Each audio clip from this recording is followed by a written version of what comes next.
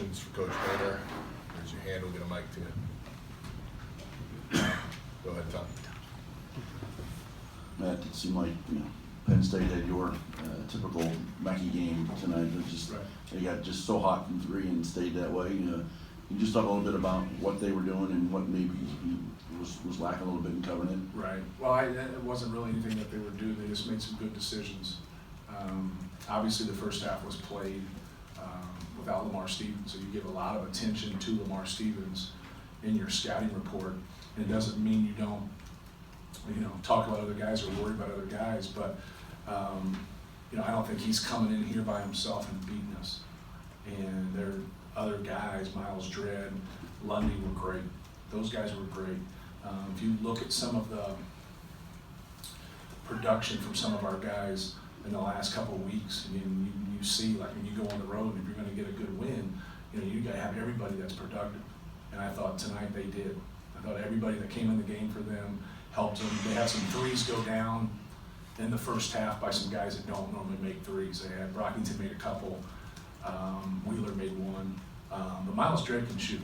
And even though his percentage isn't great this year, he's a guy that we're staying with, and we didn't do a very good job on him. Lundy can shoot the basketball. He hasn't had the great numbers, but that's his strength. His strength is shooting the basketball, and we talked about that as a team. And we just got behind some plays, and they got some open ones. But then there were some other times that, they just did their offense was better than our defense, especially in the second half, a couple of those threes that they were able to hit. But, give them credit because they have an older team, they have an experienced team, they have good size, they have athleticism, they have a great player in Lamar Stevens. But they've come a long way. And they used to have a team that if you could get to their bench, you're going to have success. And now they got guys coming off the bench. You got to understand their second leading scorer didn't play tonight. Marion Jones is a good player. He hit 6 threes in East Lansing, last week to help them win that game. So, they got one of their better guys not playing tonight. So it just shows you how impressive of a ball club Penn State has. Why was Watkins such a tough cover there after halftime, after they'd made all those shots in the first half? Yeah, there was a handful of 50-50 balls that, that he beat our guys to. We had some tip balls. We had a couple things in ball screen defense that got away, and he was quicker to the ball than our guys. There was nothing schematic where, he was doing anything or they were doing anything that was causing us problems. But you have to give them credit. That's the difference in a game.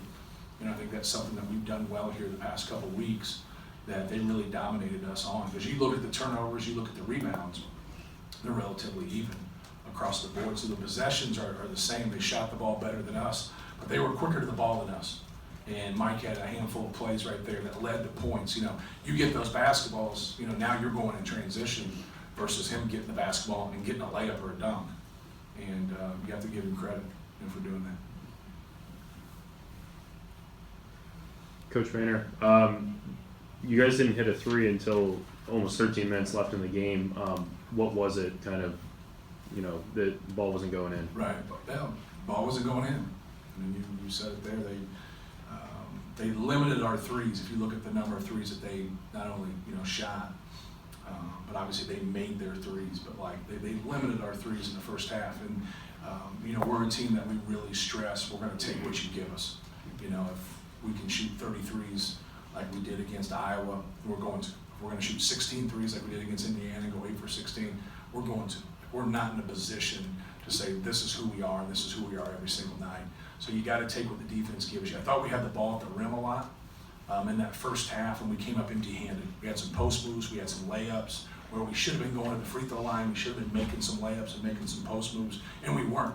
And when we do that, and we establish an inside presence, it opens up some things for us on the perimeter. It allows us to have a little bit of balance. So, you go back and you watch tape, and you kind of, you want a general answer about 17 different shots. Sometimes it's hard because you got 17 different scenarios. Some of them were good shots and they were open, but some of them I thought, Penn State did a better job of guarding the arc than we did. What will be the key for this group to regroup as you get on the road now for 2 games? Yeah, I just, as the game progressed, especially when you get down, I didn't like our fight. You have to have, we got aggressive, and I thought Isaiah and Jihad got aggressive and, did some things, from an offensive standpoint. But I just wanted them to have some fight. You get down 20 points, make it difficult on your opponent. You should be doing it anyways. but you gotta pick up the pace. You know, you gotta be able to do some things and try to make it harder on them. I just didn't like that piece of it. But I also think that's what a good team, when a good team plays well like that, that's, you know, they force you into that. You know, I felt like at that moment that, you know, Penn State kind of stole our spirit. And, you know, you got to keep your fight about you, and we didn't. And we did a little bit better as it went on, but the damage was already done.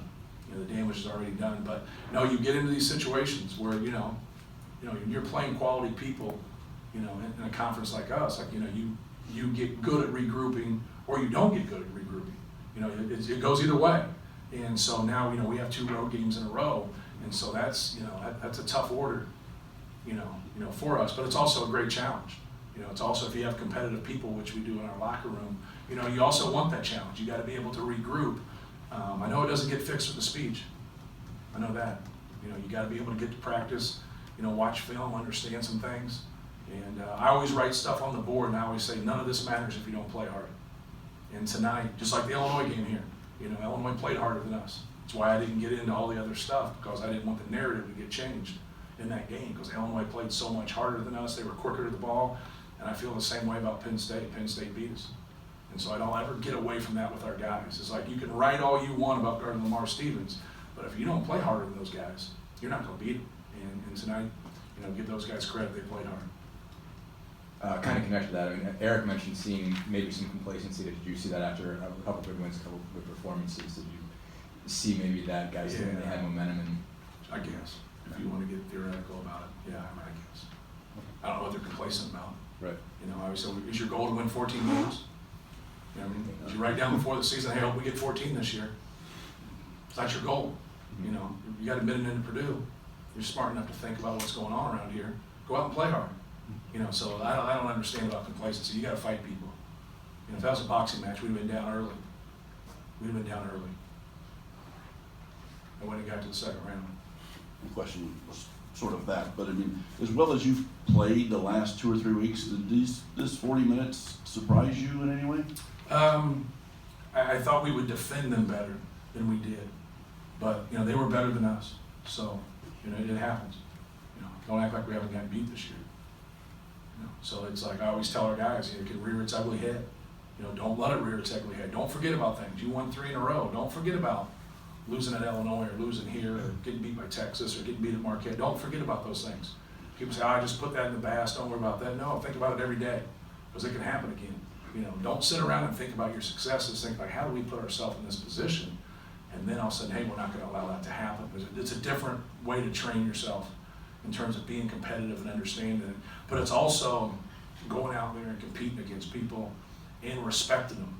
You know, they've never won here. This is the first time they've won here. So, you know, we've had a lot of success against them. How the hell do you think that makes them feel? You know what I mean? They're hungry. Well, have that hunger. Have that hunger. You know, keep them and you know, keep them down. Don't let them get their heads up. They got their heads up. And when you let a good team get their heads up, you know, they're going to play well. And they did tonight. Anything else? Great. Cool. Thanks, guys.